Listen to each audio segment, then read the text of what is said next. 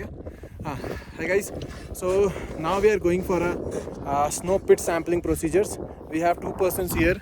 They are Faisal from University of Kashmir and Aditya from IIT Madras. So they will be here for us to dug a snow pit and do the snow sampling for each and everything like LAPs, brown carbon, black carbon, and microplastic as well. So for that we will take surface samples, but also we need to dug a snow pit. So for that we have chosen this area, and there is a lot of reasons for choosing this area. One of the reasons I'll be telling you in detail, but first let me mark the location so that they can start for the dug pit. So the pit will be around 1 by 1 meter square area, so that we can sit and take the samples in an appropriate way. I think, because one thing you should remember, if you are sampling for any of the pits, you should not go beyond that thing. So now I have marked this area as our snow pit, because this is the north direction. East and west sun will travel from here to here, so we'll have the pit excavated in this way so that the sun does not affect the vertical structure of the snow while it is being excavated. Now you guys can start the excavation, and I'll tell them in detail like what criteria we have chosen to choose this location.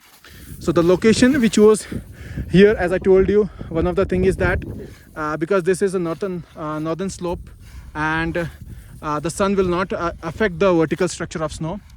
Second thing is that even if you are doing the snow sampling, remember not to throw snow that side. All you have to do is throw the snow downwards. There are two reasons for that. First is, if you throw upward, that snow might form a snowball and come into your hinder your samplings. Another thing is that because when we will come again, we will excavate the same pit 1 meter more. So if you are disturbing that region, so that will not be good for our sampling, and that will be again a problem. So because the pit excavation will take a lot of time, so I am going to pause the video for some moment, and I'm going to help them to dug the snow pit, because it is very tiring work. It is not an easy task. It is a very difficult task. But before that, I would also like you to remind you of few things when you are going to dug the snow pit.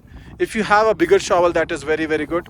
And do wear gloves before starting these things. This is also for the two reasons. First, if you are touching the snow, you won't be contaminating it. Second thing is that the shovels are usually made of the steel or any kind of metals, and they usually get cold. So the gloves will protect your skin from being cold, so that you can do the excavation it very well. Okay, so now I'll just stop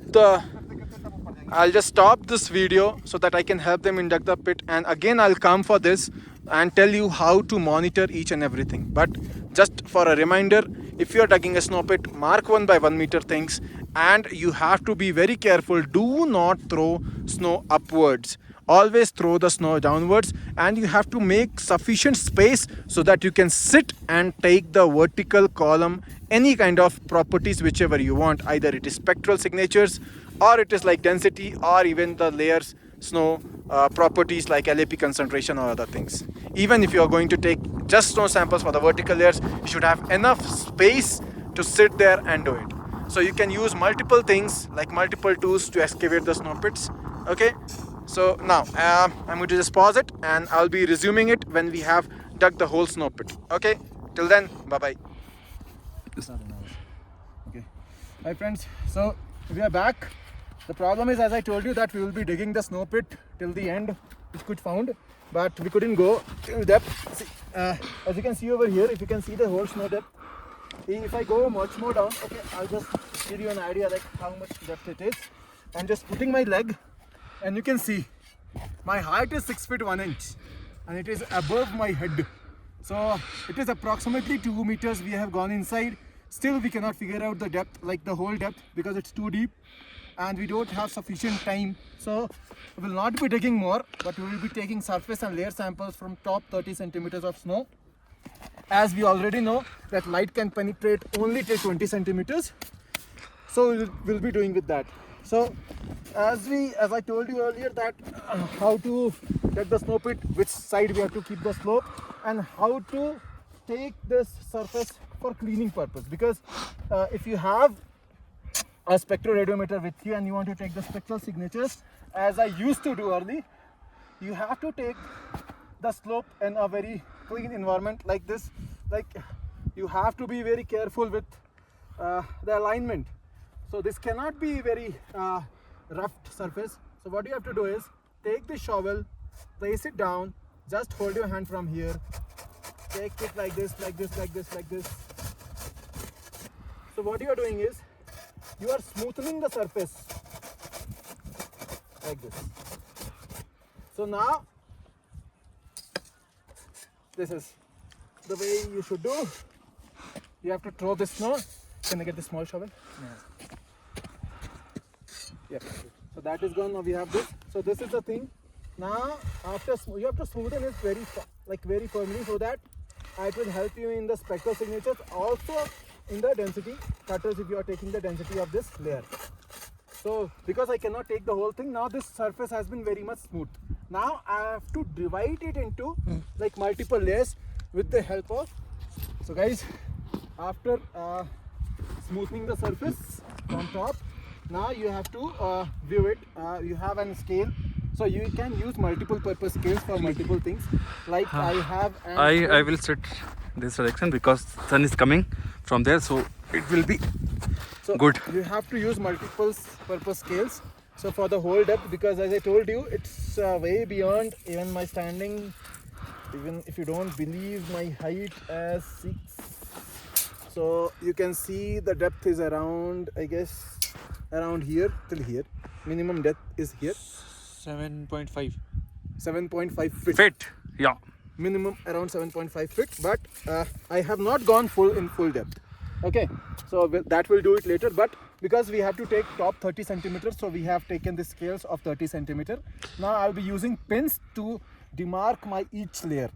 Also you can see the visual difference in each layer. You can see, so this layer is I think of one particular time, but you can see here a different kind of visual identification of layers. One here, second here, and third here, and so on. So you can see visual difference from different kind of materials or different kind of temporal regions. So they have different kind of structures as well. Now I'll be placing the scale from top, just holding like this so that it won't go off, and I'll be using different kind of pins to mark it. So I'm taking 3 centimeters 5 layers. So I'll be using this pin to just demarcate 3 centimeters over here. I've used one pin. I can use another color or same color pin from here.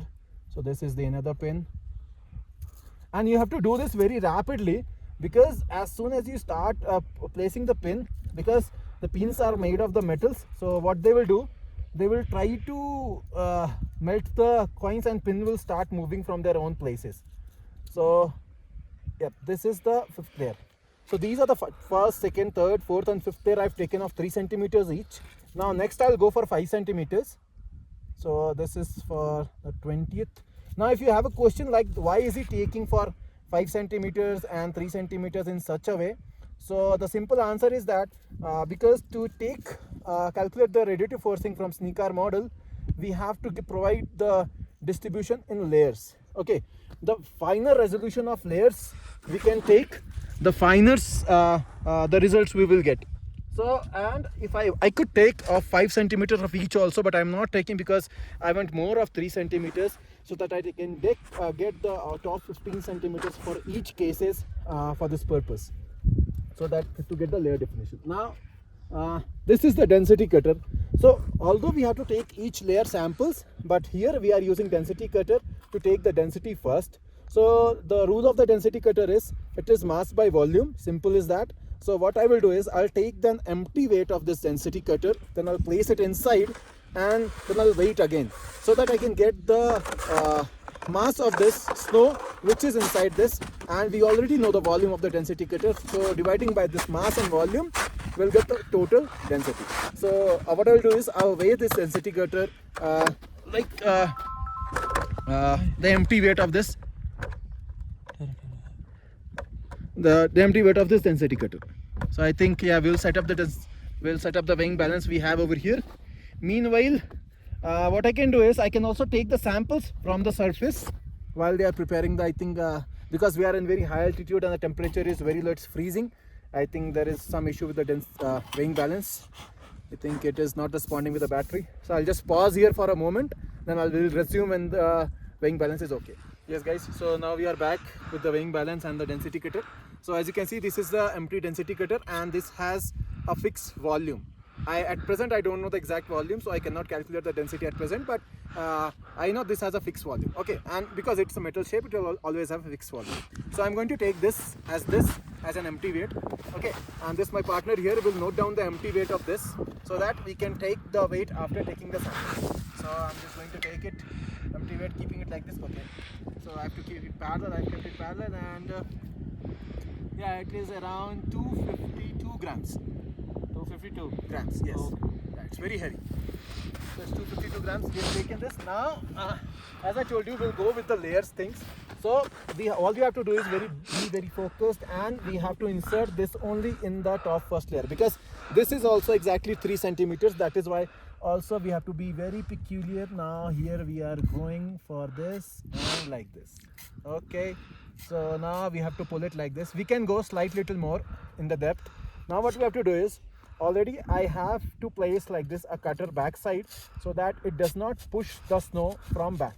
Okay, like this. Slightly more. Yes, now it's been penetrated. Whatever the snow is, now my density cutter will not push the snow backside. So now I have to push till the depth. Now I have to take out this firm snow like this. Yeah, it's out.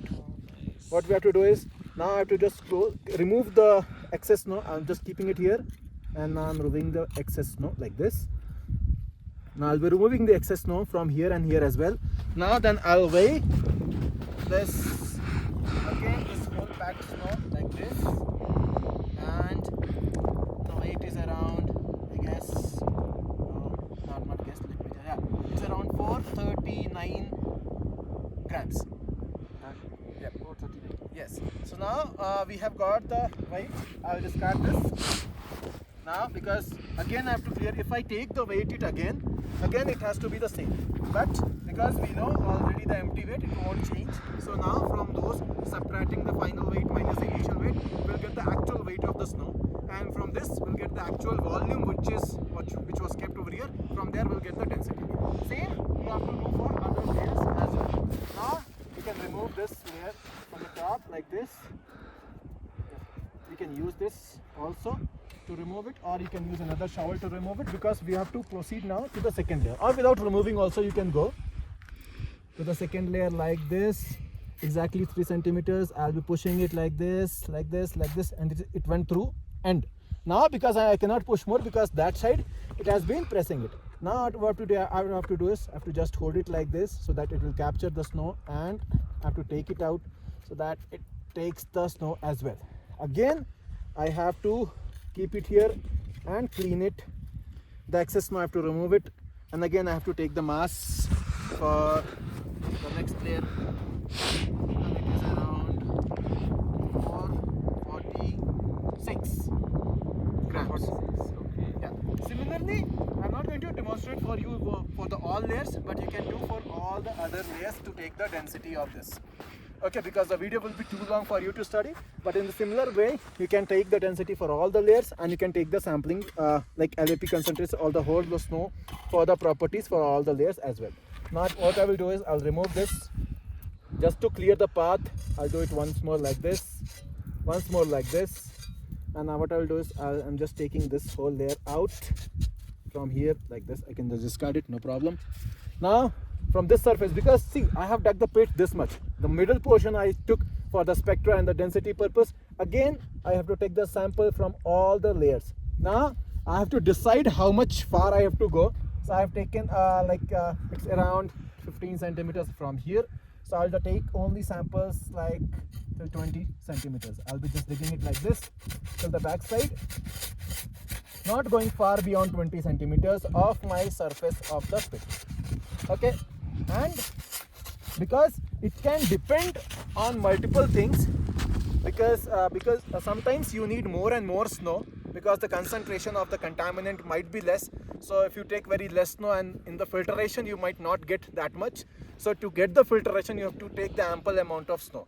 So we are having here this bottles of 500 ml. Tartan bottles, which are probably free also. So we'll be filling this snow in these bottles for each layer, and we are going to stuff it very properly so that we can get ample amount of snow for each of the layers. So for this, what you have to do is, you have to just measure the 3 centimeters with the pin. Now you can remove the pin one by one and keep it away. Now you have the pin length, and now what you can do is take the 3 centimeter like this, this, and if you have a bigger chopper like I had earlier, like this one, yeah, let me just clean it. Wait, oh, And here is the scale. yeah, so you can use all the things. So you can see I just kept it for a few minutes and it's been like freezing, and the handle is broken in the first excavation itself, but you have to clean it. And remember, these all have been cleaned with Millicue and also previously cleaned with ethanol. So what you can do is now, because if you want to take more amount of snow, you can just remove this part like this, take 3 centimeters of snow. I think it's more this side, so I'm going to discard it because it was wrong, I couldn't take it. So again I'll take this layer. Remember, you have to follow, because this is a slope, this is not a very flat surface, so you have to be very peculiar. You have to follow the surface. Yes, you have to follow the surface with a 3 centimeter like this, and then only you have to go, otherwise it will be a problem. We will get more and more snows. So in this way, I think now I'm going perfectly around 3 centimeters, and there already I have marked it. Now, yes, Now, yeah. see, we have this 3 centimeters, approximately 3 centimeters of layer of the snow. Now we will use it to pack it. Now we'll use a protocol known as the clean hand and dirty hand protocols. So because we are 3 people here, we are in very good stake. We don't need to write anything. So now Faisal will work as a clean hand protocols, and myself and another person is there. What he will do is, he will open this bottle and I'll just put one by one snow inside that bottle so that we can get, he can stuff it also so that we can get it ample amount of snow over there. So Faisal will help me. Now we have this much amount of snow and we have to fill that bottle, because this is the total 3 centimeters. And same way we have to do it for the other layers as well. Now Faisal, use your hand, grab it and keep it. Yep, be very curious because we don't have much more layer left. Just pull it inside the bottle. It's very freezing, very freezing. The sampling plate is made of, I think, aluminium, and you know the conductivity of aluminium with respect to temperature is very high, so it's very cold and my hands are freezing, and already my shoes have been sucked in water, so I cannot feel my legs. So if you are coming for the field expeditions, remember some things: either wear snow boots, or you can go with this gaiters and all, or at least please use proper waterproof shoes which has a tendency to repel water as far as they can. Okay, so yep, Faisal, push, because we need more. Yeah, I'm pushing. Yes. It's too cold now. Yes, that is. That's why. It's difficult. Yes, wait. We can do like this. Yes. Now we have enough more space left, so we are packing everything. So guys, I don't want to make the video too long for you guys, but similarly you have to do for other layers, but you have to be very careful with respect to how you are taking the layers. And remember, if you are taking this because you are doing it for science, don't say and don't think that whatever you have done might be correct. You have to cross check it. See, I also did the mistake and discarded the sample which I took it earlier. Now here you can verify it, right? As I have already showed you the 3 centimeter how I took. You have to be very peculiar with the slope of the surface. You have to be like with the right angle with the slope, and you have to push the sampler inside to get the exactly 3 centimeter layers. So you have to do it with the other layers as well. And now I'm going to stop the video. In this way you can take the pit samples. Okay, bye bye.